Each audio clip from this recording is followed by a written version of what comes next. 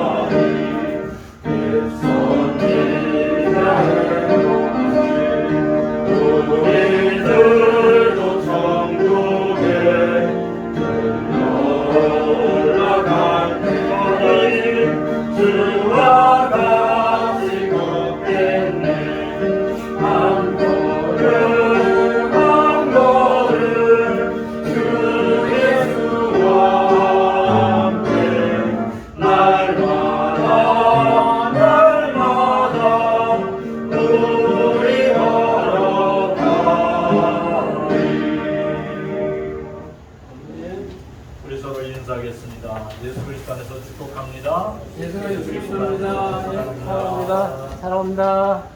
예수 그리스도 안에서 우리를 사랑하고 복 주신 하나님께 모든 영광을 올려드립니다. 오늘도 만남의 축복을 주신 하나님께 감사드립니다. 오늘 설교 제목이 성령의 지혜가 충만하여 칭찬받는 사람이다 하는 게 오늘 설교 제목이에요. 그러면 성경에서 그 성령 충만하여 칭찬받는 사람은 어떠한 사람일까?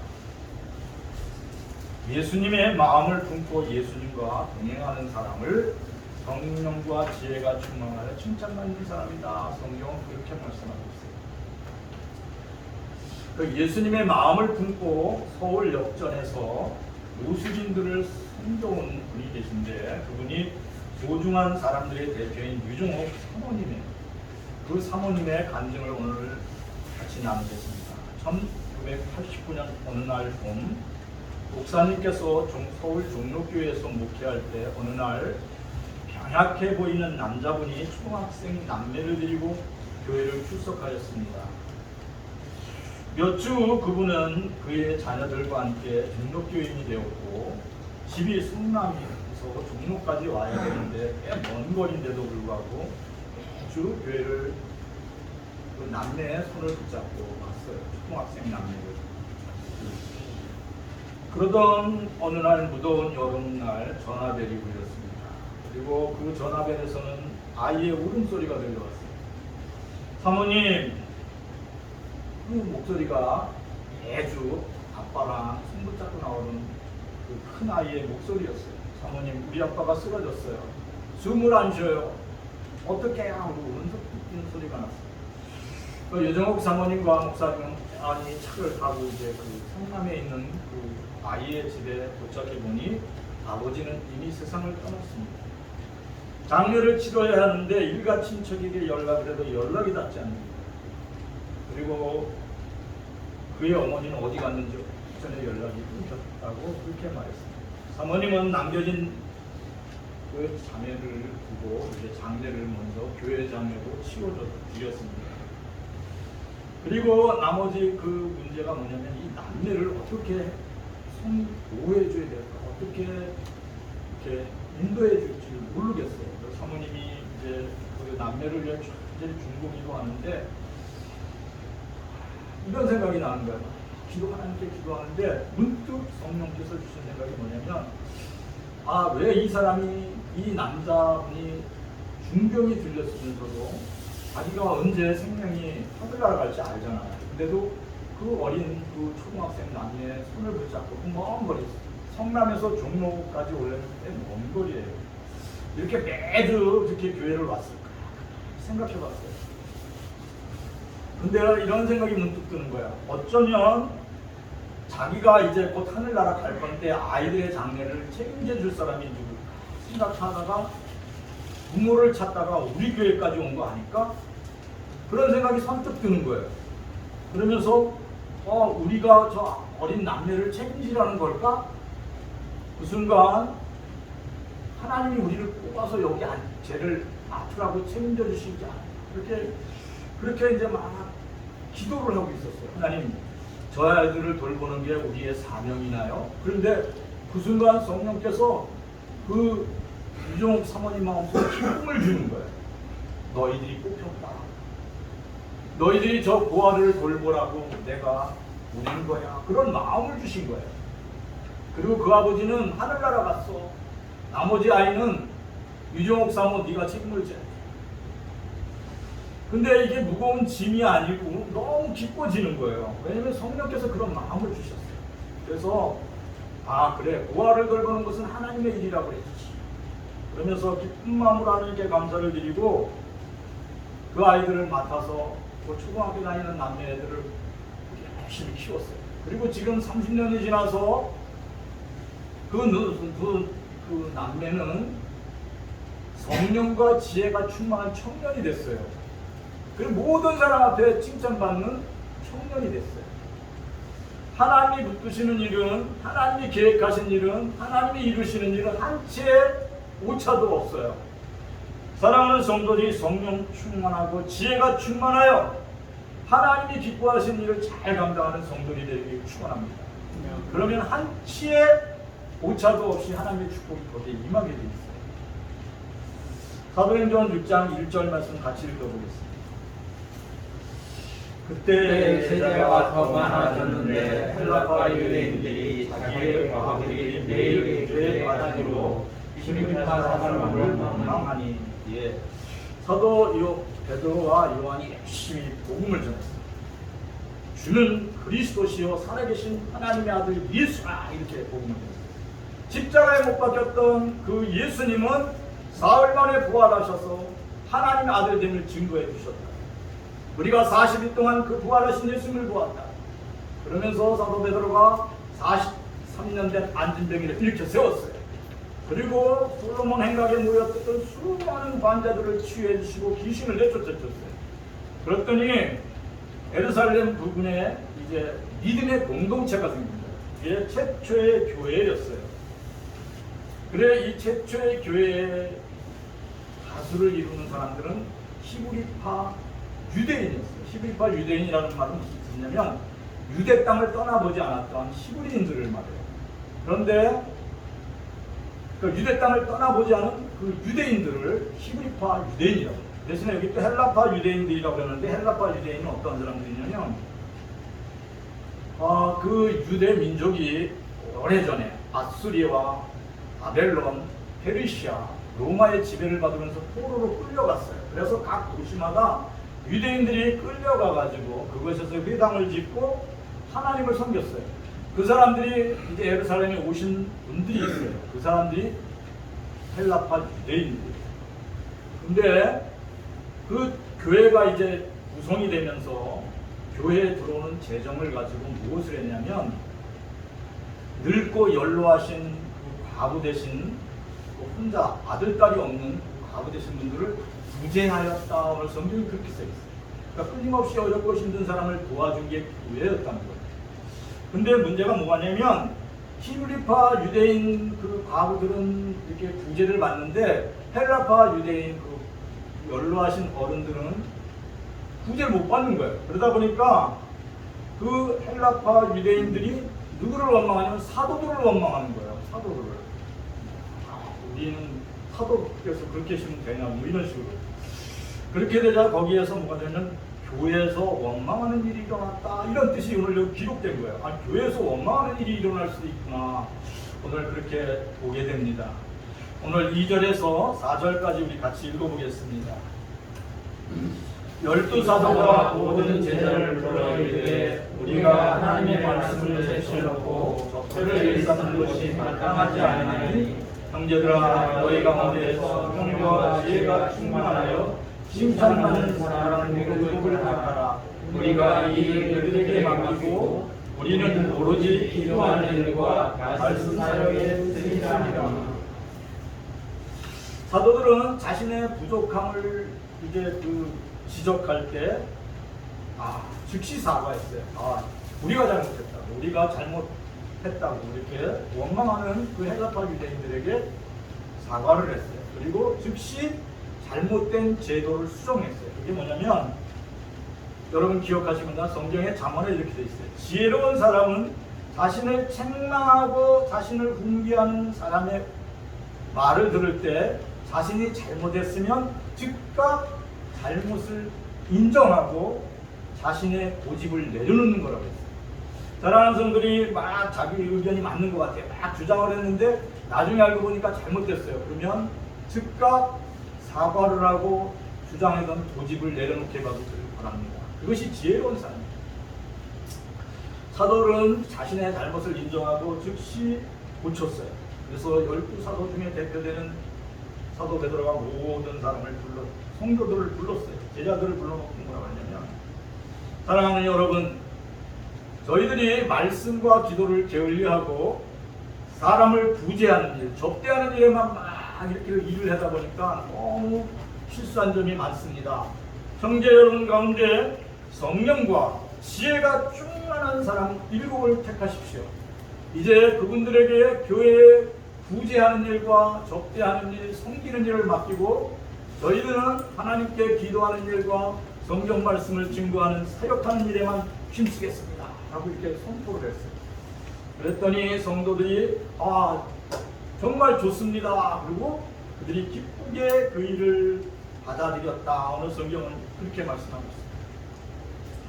그래요. 그래서 근데 그 7명의 집사님을 선택하는 방법이 그 기준이 있다는 거예요. 그 기준이 뭐냐면 사도가 베드로가 만들어진 기준이 오늘날 교회에도 적용되고 있어요. 그래서 첫 번째가 뭐냐면 성령이 충만해야 돼요. 그리고 지혜가 충만해야 돼요. 성령이 충만하다는 건 뭐냐면 하나님의 영을 쫓아가는 사람. 육신의 생각을 쫓지 아니하고 하나님의 생각을 쫓는 사람이에요. 그러니까 육신의 생각은 사망이에요. 하나님의 생각은 뭐예요? 생명과 평안이에요. 그러니까 하나님의 생각을 쫓는 사람을 성령 충만한 사람이다. 성경은 그렇게 말씀하고 있어요. 그래서 성령에 감동받아서 하나님의 영을 쫓는 사람. 늘 그의 마음속에 있는 것은 무엇이냐면 하나님의 생각을 쫓기 때문에 생명과 평안이 있어요. 그 생명과 평안이 있는 사람은 희망찬 미래를 꿈꾸는 사람이에요. 사랑하는 영계 성도들이 성령 충만함으로 희망찬 미래를 꿈꾸는 생명과 평안이 충만한 성도들이 되기를 축원합니다.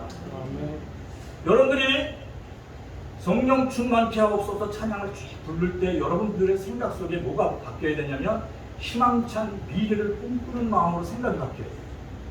그래서 성령이 임하시면 하나님의 영이 임하시면 하나님의 생각이 바뀌어요.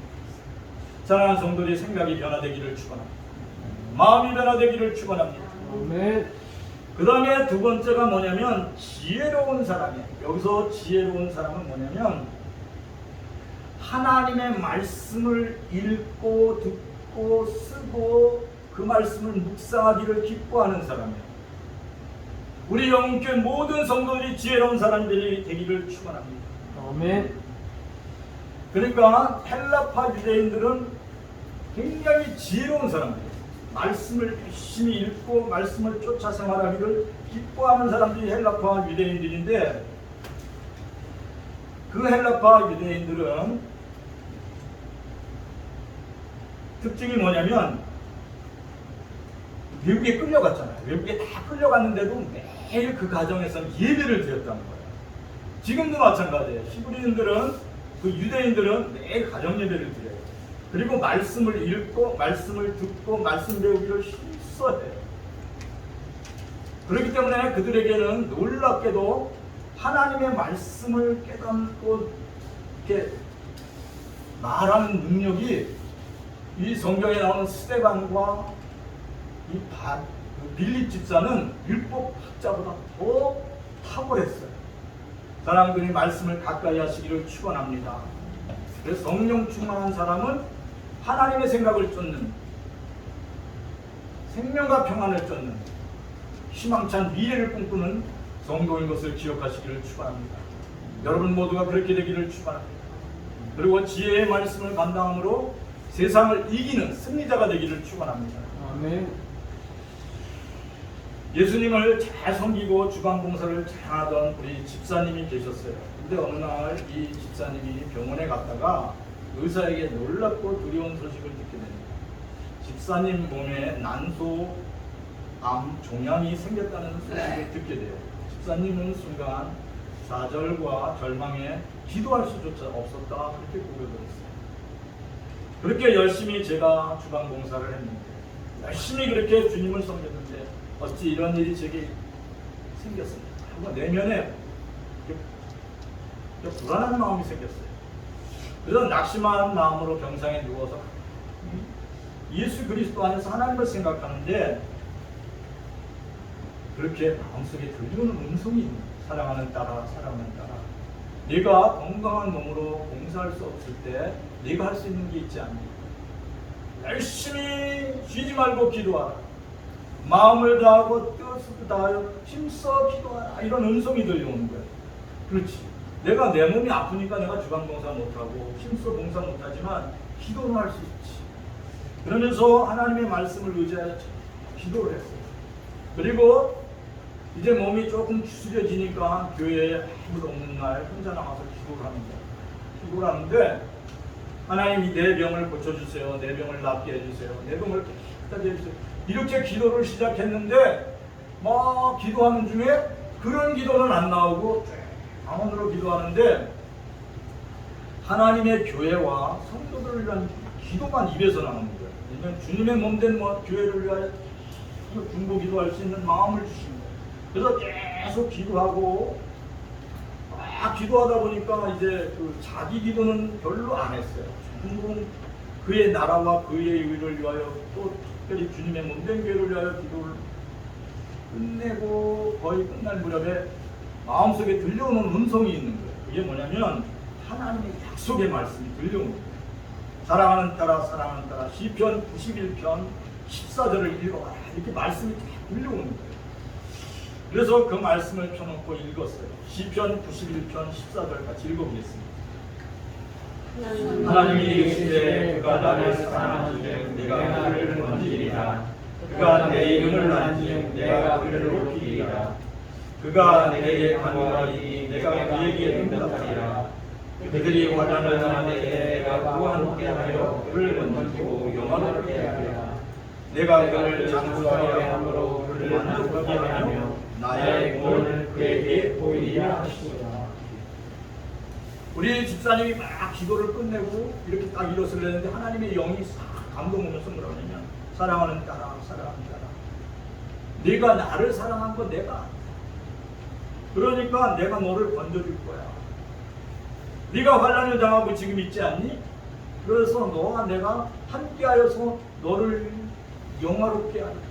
너를 치유하고 회복하여서 살아계신 하나님을 너로 하여 증거케 할 것이다. 너를 건강하고 장수하게 할 것이다. 그런 말씀이 마음속에서 감동으로 들려오는 거예요. 너무 감사했어요. 울면서 하나님 감사합니다. 하나님 감사합니다 하고 하나님의 말씀이 그 마음속에서 생각나게 했답니다. 사랑하는 성도들이 이렇게 되려면 먼저 열심으로 말씀을 읽어야 돼요. 열심히 말씀을 쓰고 이 말씀이 밥보다 더 중요하다고 생각해야 돼요. 그래서 성경이 뭐라고 그러냐면 예수 그리스도 안에서 하나님을 믿는 사람은 하나님의 입으로부터 나오는 말씀을 밥 먹듯이 존귀하게 여긴다고. 사랑하는 성도들이 오늘 그런 말씀을 우리 집사님처럼 말씀을 사모하면서 그렇게 말씀을 가까이 할 때 이런 약속의 말씀이 들리는 거예요. 너무 감사했어요. 내가 너를 장수하게 하리라. 건강하게 하겠다는 거 아니에요. 그리고 평생 살아갈 동안 자신을 환난에서 던져주시겠다는 거예요. 너무 감사했어요. 감격해서 기도했어요. 그러면서 하나님의 말씀이 또 들려오는 게 너는 하나님의 나라와 의를 위하여 기도하라. 이렇게 마태복음 6장 33절이 생각나는 거예요. 같이 읽어보겠습니다. 그러는 너희는 먼저 그의 나라와 그 의를 구하라. 그리하면 이 모든 것을 너희에게 더하시리라. 너는 너를 위해서 기도하지 말고 하나님의 나라와 그 의를 위해서 하나님의 교회를 위해서 간절히 기도하라. 그러면 나머지 부분은 내가 책임져 준다. 예수 믿는다는 건 뭐냐면 하나님이 여러분을 책임져 준다. 그래서 주방봉사를 열심히 했던 이 집사님은 병든 몸을 끌고 바뀐 게 있는 게 뭐냐면 이제 주방봉사를 아파서 못하지만 기도하는 걸로 바뀐 거예요. 중보기도 봉사자가 된 거예요. 그래서 생명의 주인 되시는 예수님께 감격의 눈물을 흘리면서 기도하는데 그 앞에 어떤 환상이 나타나냐면 십자가에 못 박히셔서 피 흘리시며 자신을 치유하시고 회복해 하시는 그 은혜의 말씀이 뼛속같이 깊이 들립니다. 이사야서 53장 5절 읽어보겠습니다. 그가 찔림은 우리의 헐물 때문이요 그가 상함은 우리의 죄악 때문이라. 그가 징계를 받음으로 우리는 평화를 누리고 그가 책임받음으로 우리는 나음을 받았더라. 그러면서 예수님이 자신의 죄를 짊어지시고 피 흘리시는 주님이 앞에 환상했어요. 그래서 울면서 회개를 했어요. 예수님 감사해요. 예수님 고마워요. 간단히 이제 그 중보 기도로 드린 그 집사님은 그 이후에 몸이 점점 좋아지는 거예요. 그리고 회복의 기쁨을 가지고 지금도 그 우리 집사님 완전히 완쾌돼서 무슨 일을 하냐면 이제는 중보 기도의 용사가 됐어요. 한 단계 레벨업이 됐어요. 이제 주방봉사에서 한 개국 올라가가지고 기도하는 거예요. 아침에 일어나면 중보 기도하고 우리 교회에 아픈 사람이 없나? 우리 교회에 고난당하는 형제들이 없나? 힘들어하는 우리 학생들 없나? 이런 생각을 하면서 그들의 이름을 써놓고 매일 기도하는 기도의 용사가 됐어요. 사랑하는 성도들이 예수 그리스도 안에서 하나님의 말씀을 가까이 하시기를 축원합니다. 아멘. 그러면 하나님의 약속의 말씀이 시편 92편 14절의 말씀과 같이 여러분의 그 말씀이 여러분 것이 돼요. 그래서 영적인 공부함과 육적인 질병으로부터 고통으로부터 벗어나게 되는 축복을 누리시기를 축원합니다. 사도행전 6장 5절에서 6절까지 말씀 같이 읽겠습니다. 온 우리가 이를 기뻐하여 믿음과 성령에 충만한 사람 스데반과 도비와 도로와 니가노와 니몬과 아메나와 유대교의 교회가 안디옥 사람 모르나를 택하여 사도들의 세명이 사도들이 기도하고 그들에게 안수하니라. 그 집사님 7명을 뽑았는데 이 특징이 뭐냐면 다 헬라파 유대인이에요. 그러니까 히브리파 유대인들은 한 사람도 안 뽑은 거예요. 그 당시에 기록에 뭐라 했냐면 교인이 만약 10명이다 그러면 7명 내지 8명이 다 히브리파 유대인이에요. 그러니까 2명만 그 숫자로 보면 100명이다 그러면 80명이 다 히브리파 유대인이에요. 그리고 20명 정도만 헬라파 유대인이에요. 근데 진짜 일꾼들을 7명 뽑았는데 누굴 뽑았다고? 전부 헬라파 유대인이에요. 그러니까 사도들이 그들에게 일을 맡겨.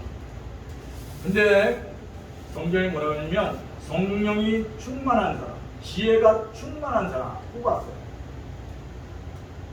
그 7명의 그 집사 중에 스데반은 순교를 했고 빌립은 나가서 복음 전도자가 됐어요. 근데 이분들이 왜 이렇게 다른 모든 사람보다도 성경 말씀에 탁월한 지혜가 있었나? 7사람들이 전부 성경에 탁월한 지혜가 있었어요. 외국에 살면서 어떻게 본국에 있는 율법학자보다 더 성경에 탁월했냐면 이들은 아까도 말씀드렸지만 가정에서 계속 성경을 읽었어요. 그리고 열심히 성경을 배웠어요. 세계 곳곳에 흩어졌지만 매번 가정에서 예배를 드리는 사람이 유대인들이에요. 근데 이 성경은 하나님의 지혜의 말씀이에요. 근데 이 구약에 있는 지혜의 말씀을 열심히 읽던 유대인들은 지금 노벨상을 받은 사람들이 100명이라고 하면 23명이 유대인이라고 23%가 그래요. 우리도 열심히 성경을 읽고 배우고 그 성경 말씀을 내 삶에 적용하여 지혜로운 성도들이 되기를 축원합니다. 지혜가 있으면 성공하는 사람입니다. 삶의 승리를 가져요. 여러분들이 삶의 승리를, 삶의 성공을 예수 그리스도 안에서 이루는 지혜자가 되기를 축원합니다. 이건 성경이 말씀하십니다. 그래 본문에 나오는 그 스데반은 특별히 율법학자들이 스데반의 설교를 듣고 두 손 두 발을 다 들었어요. 자기들보다 성경에 대해서 더 잘 알아요. 그러면서 하나님의 선한 뜻이 있음을 인정했어요. 한국 초대교회 성도들도 처음 예수를 믿고 열심히 성경 읽기와 쓰기와 듣기를 힘썼다 이렇게 초대교회 한국사에 그렇게 기록되어 있어요. 오직 예수 믿음으로 구원받는 성도들이 성경 공부에 집중하고 말씀을 배우는 것은 예수 그리스도의 제자가 되기 위한 제자 훈련이라고 옥하는 목사님이 그렇게 말씀했어요. 하영주 목사님하고 옥하는 목사님이 뭐라고 했냐면 예수 믿고 구원받은 사람들은 예수 그리스도의 제자가 되기 위해서 열심으로 말씀을 읽고 배우고 그 말씀이 몸에 체득되도록 노력해야지만이 예수님의 제자가 될 수 있다 이렇게 말씀하셨어요. 사랑하는 성도들이 열심히 요새 성경을 쓰시는 줄 믿습니다. 열심히 읽고 묵상하는 줄 믿습니다. 여러분이 예수님의 제자가 돼서 하나님의 기쁨이 여러분 삶 속에 기적처럼 이루어지기를 축원합니다. 그 아팠던 우리 집사님의 치유 회복이 있었던 것 같이 성도들이 모두 그렇게 되기를 축원합니다.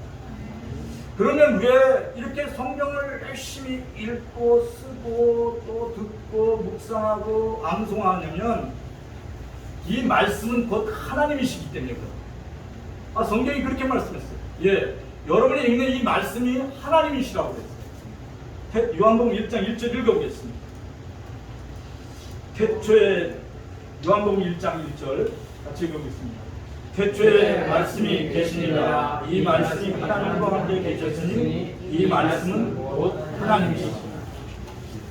이 말씀은 뭐라고요? 하나님이시래요. 그러니까 이 여러분들이 성경을 딱 펴놓고 말씀을 읽는데 나 지금 하나님 앞에 있네, 이런 마음을 갖고 성경을 읽으시기를 축원합니다. 아멘. 그러면 하나님의 기적이 일어나요. 이 말씀은 곧 하나님이시네. 그래. 그런 마음을 갖고 여러분이 성경을 읽고 또 묵상하면 여러분이 누굴 닮아가냐면 하나님의 형상을 닮아요. 그래서 하나님의 사람이 되는 거예요. 여호와는 나의 목자시니 내게 부족함이 없으리라. 나로 푸른 초장에 인도하시며 맑은 물가로 인도하시라.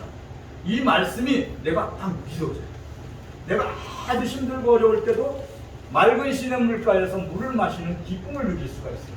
환경을 이기는 능력을 얻게 돼요. 사랑하는 성도들이 말씀을 하나님 대하듯 대하시기를 축원합니다. 아멘. 왜냐하면 말씀은 곧 하나님이시죠. 사도행전 6장 7절 말씀 같이 읽어보겠습니다. 하나님의 말씀이 점점 왕성하여 예루살렘에 있는 제자의 수가 더 심히 많아지고 커다란 제사장의 무리도 이교에 복종하며. 예, 사도들의 입에서 증거되는 하나님의 말씀이 점점 왕성해졌다. 많은 사람들에게 전해져서 많은 사람들이 감동을 받고 많은 사람들이 예수 그리스도를 주인으로 영접하고 예수님의 제자가 되었다. 이런 말씀에 특별히 그 유대인 중에서 제사장들이 있거든요. 최고 종교적인 귀족들이에요. 근데 이런 사람들 중에서도 예수 믿고 예수님의 십자가의 부활의 증거를 받아들인 사람들이 있다. 오늘 성경이 그렇게 얘기해요. 그래요. 하나님의 말씀은 살아있고 운동력이 있어요. 사람의 마음을 팍 바꿔놓는, 사람의 인생관을 바꿔놓는 능력이 있다고 성경이 말씀하셨습니다. 히브리서 4장 12절 말씀 읽어보겠습니다. 하나님의 말씀은 살아있고 활력이 있어 자우의 난선 어떤 공보다 예리하여 손과 영과 하늘과 흙을 찔러 쪼개기까지 하며 또 마음과 생각과 뜻을 판단하나니. 하나님의 말씀은 살아있다고 하는 말씀. 그래서 좌우에 칼날이 있을 때 좌우에 칼날이 있는 거 맞죠? 이쪽에도 칼날이 있고 이쪽에도 칼날이 있고. 그러니까 하나님의 말씀이 그렇다는 거예요. 그래서 사람의 혼과 영과 관절과 골수를 쪼개. 이 말씀은 뭐냐면 병든 마음과 생각, 곧 정신을 고친다는 얘기예요. 병든 생각을 쪼개서 다시 회복시켜, 수술시켜준다는 거예요. 그러니까 육신의 생각이 영의 생각으로 바뀌도록 하나님의 말씀을 바꿔준다. 더 좋은 건 뭐냐면 우리 몸이 병들었어요. 몸에 병들었어요. 뼈에 병들었어요. 피가 병들었어요. 그런데 하나님의 말씀은 살아있어서 관절과 골수, 피 만드는 곳부터 바꿔준다는 거예요. 우리가 고칠 수가 없는 질병도 하나님의 말씀이 고쳐주신다는 뜻이에요. 특별히 우리의 잘못된 선택, 잘못된 판단으로 정말 힘들어요. 지금 그게 다 누구 때문에 그래? 내 때문에. 내가 잘못해서 내가 잘못 선택해. 근데 그것까지도 성령의 말씀이 고쳐주신다는 거예요. 오직 하나님의 말씀은 하나님의 말씀으로 다 받으시기를 축원합니다. 그건 죽을 몸을 하나님이 살려주세요. 왜냐하면 하나님의 말씀이 살았고 능력이. D.L. 무디가 어린 시절 이제 너무나 어려운 강명에 무디 목사님이 자랐어요. 그러니까 그때 당시에 이제 구남매를 무디 어머니가 구남매를 이렇게 아버지와 함께 생제, 아버지가 벼랑간의 병에 들어 돌아가셨어요. 그래서 엄마가 구남매를 키우려니까 도저히 감당할 수가 없어요. 그래서 구남매 중에서 일부를 이제 입양을 시키려고 했어요. 근데 아이들이 그걸 알고서 엄마 치마 자라고 그냥 입양만 보내지 말고 우리 굶어도 좋으니까 입양만 보내지 말고. 그럴 때 무디 어머니가 뭐라고 그랬냐면 그러면 조건이 하나 있다. 매일같이 우리는 가정 예배를 드릴 거다. 그날 하나님의 성경을 읽고 하나님의 말씀을 의지하여 기도하고 그리고 밥을 먹을 것이다. 굶더라도 그것을 할 것이다. 그렇게 얘기를 했어요. 그래서 엄마 그거 좋아요. 그렇게 해도 우리 입양만 보내지 마세요. 그래서 9명의 그 아들, 딸을 데려놓고 했잖아요. 그날 물만 냉수만 먹고 자는 한이 있어도 그 일을 계속했어요. 근데 세월이 흐르고 또 세월이 흐르면서 두 남매가 건강하게 자랐어요. 그리고 D.L. 무디 목사는 미국에 붐을 일으켰던 세계적인 목사님입니다. 여러분 기억하시기 바랍니다. 하나님의 말씀은 살아있어요. 그러니까 말씀을 붙들고 있으면 그날 냉수 먹고 자더라도 그 다음날은 하나님이 책임져 주세요. 그러니까 내일 뭘 먹을까 무엇을 입을까 염려하지 마시기를 축원합니다. 여러분들이 말씀을 붙들면 그 안에 하나님의 형상이 있기 때문에 하나님이 책임져 주세요. 아무런 경제적인 어려움이나 육신의 질병으로 고통받고 있는 성도들이 있다면 여러분들이 성경을 펼쳐서 읽으시기를 바랍니다. 성경은 어디에나 있어요. 교회도 있고 집에도 있고 길가에도 있어요. 이렇게 전철 같은 데 어느 때는 그 성경이 있더라고요. 그러니까 어느 곳에 있던 성경을 펼쳐서 읽으시기를 축원합니다. 그러면 여러분의 영과 혼과 육이 치유받아요. 정신이 치유받는다는 거예요. 그리고 병든 몸과 마음이 치유받아요. 여러분의 골수와 여러분의 뼈가 고침을 받고 강건하게 될 수 있는 줄 믿습니다. 하나님이 그렇게 말씀하셨습니다. 그리고 정말 힘든 환경이 있다면 말씀을 붙들고 기도하세요. 감옥에 앉아 있잖아요. 그러면 말씀을 읽으세요. 그러면 감옥에 있는 날수가 줄어드는 줄 믿습니다. 제가 간증하는 그분을 봤어요. 자기가 감옥에서 9년형을 받았어요. 근데 매 성경을 읽었는데 한 70권 읽으니까 3년 만에 나오게 됐어요. 그러니까 말씀을 읽는 가운데 감명이 되는 거예요. 하나님의 말씀은 환경도 바꿔주세요. 성령과 지혜가 충만한 사람은 성경 읽기와 듣기와 묵상하기를 기뻐합니다. 왜냐하면 하나님을 만나는 겁니다. 하나님과 함께하는 거예요. 7명의 그 헬라인 집사님들은 성경을 정말 밥보다 더 좋아했어요. 그렇기 때문에 그들이 하나님이 기뻐하는 초대교회 집사로 일꾼으로 선택될 줄 믿습니다. 사랑하는 영계 성도님 모두 그렇게 되기를 축원합니다. 성령과 지혜가 충만한 사람은 성경 말씀에 순종하여 고난받는 형제와 이웃과 함께 울면서 기도할 줄 아는 사람입니다. 그 지방봉사를 하다가 그 질병, 못 고칠 질병으로 인하여 슬퍼하고 괴로웠지만 하나님의 나라와 그 일을 위하여 열심히 기도했던 그 집사님은 자기의 질병의 고통을 통해서 십자가에서 못 박히신 십자가의 능력을 체험했어요. 그리고 몸과 마음이 다 치유됐어요. 사랑하는 영혼교회 성도들이 다 그렇게 되기를 축원합니다. 그러니까 성령과 지혜가 충만하는 건 뭐냐면 나의 삶의 모든 것을 주님께 맡깁니다. 이런 고백이에요. 사랑하는 성령과 지혜가 충만한 사람은 섬김을 기쁘게 여깁니다. 유정옥 사모님처럼 요새 같은 때 그러잖아요. 길가에 버려진 초등학교 그 남녀를 누가 키우려고 그래요. 이렇게 친척들도 그 엄마 아버지 다 돌아가셨다 그러면 다 이렇게 거부해요. 그냥 보호원에 갖다 주라고.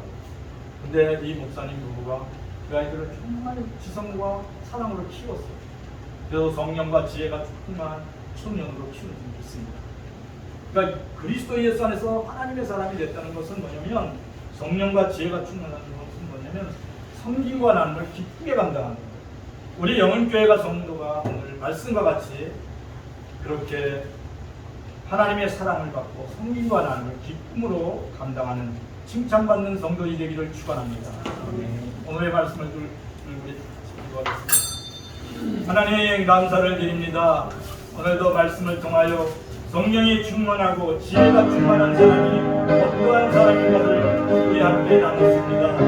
우리의 마음속에 성령을 충만케 하사 우리가 성령의 충만한 희망찬 미래를 꿈꾸는 아버지 하나님 지혜로운 사람이 되게 하여 주시옵소서.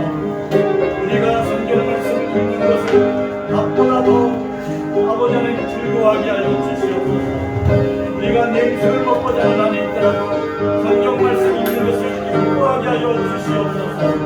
그리하여 말씀을 묵상하고 말씀을 의지하여 기도하고 말씀을 의지하여 찬양을 할 때 우리의 마음속에 찾아오신 성령 하나님의 그 크신 은혜를 체험하게 하여 주시옵소서.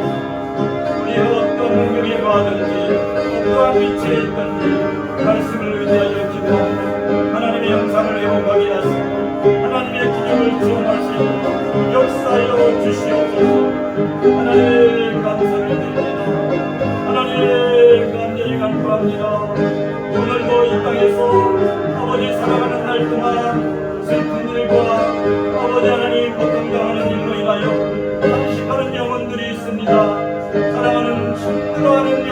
기도하겠습니다. 사랑하는 형제들에게 함께하여 주시옵소서. 아버지 질병으로 인하여 단시간을 보냈습니다. 신의 질병으로 걱정받고 단시간을 사랑하는 성도들에게 하나님의 치유와 회복의 은혜를 입혀주시옵소서. 하나님의 말씀을 의지하여 기도하게 하여 주시옵소서. 하나님을 가까이 하게 하여 주시옵소서. 의하여 성령 하나님의 치유와 회복의 기쁨을 누리게 하여 주시옵소서.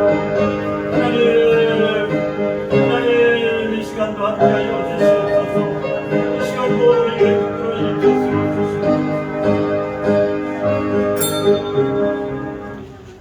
하나님 감사를 드립니다.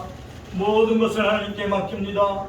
우리의 병든 몸과 아버지 하나님 상처 입은 영혼을 주께 맡깁니다. 하나님 치유하시고 회복케 하여 주시옵소서. 아버지 이전보다 강건케 하여 주시옵소서. 하나님 살아계심을 몸으로 체험하고 마음으로 체험할 수 있도록 은혜 입혀 주시옵소서. 하나님의 말씀이 꿀보다 더 달 수 있도록 우리의 마음과 생각을 변화시켜 주시옵소서. 말씀을 대할 때마다 하나님을 대하는 그러한 기쁨이 우리의 내면에서 샘솟듯 나오게 하여 주시옵소서. 상처 입은 영혼을 위하여 기도할 때 함께 우는 마음을 주시옵소서. 함께 울며 함께 나눔을 가질 수 있는 선한 마음이 우리 마음속에 충만케 하여 주시옵소서. 모든 것을 하나님께 맡기옵고 나사렛 예수 그리스도의 이름으로 기도합니다. 아멘. 이제는 우리 주 예수 그리스도의 은혜와 하나님 우리 아버지의 그 귀한 사랑과 성령의 충만하심이 사랑하는 모든 성도들에게 이제로 영원히 함께 하실지어다.